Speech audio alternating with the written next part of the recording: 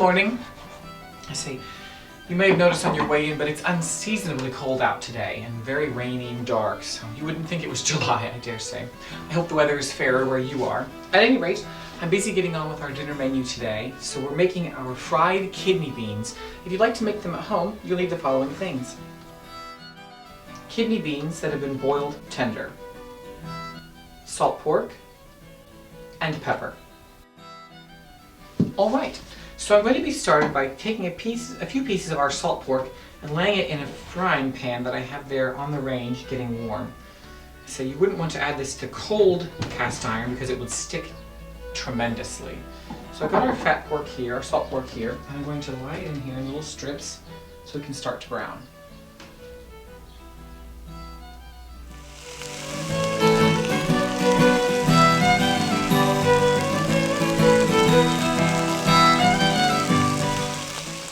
Alright, while that sizzles away, I've got other things to be getting on with. I've already boiled our kidney beans this morning, and what I have now to do is to mash them. The receipt says to mash them, but leaving a few of the grains behind as intact as possible. I think that would give it a nice texture that way, so it's not just completely mushed.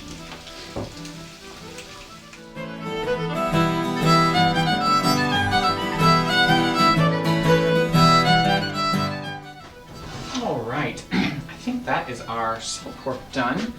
So I'm just going to move it to this plate here so it will stay nice and crisp, but not burn while we cook the rest of our dish.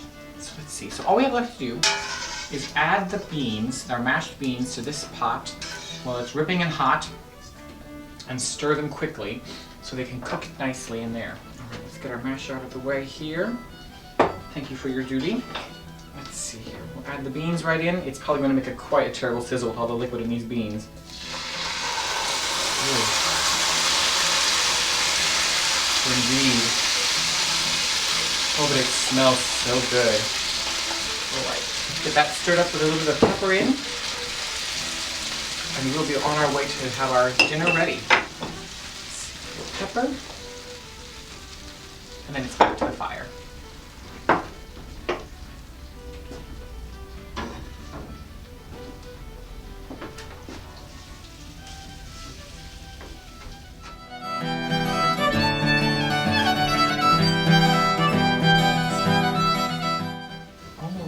I think those beans are well and cooked through.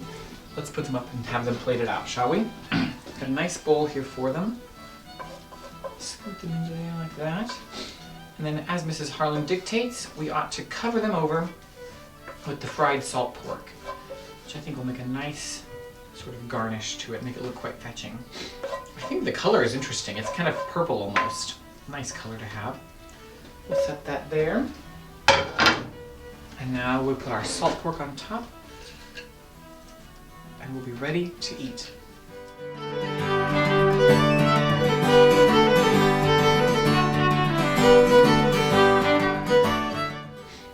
All right, there we have it, ready for table, but not until we have a little taste, I think. Let's see.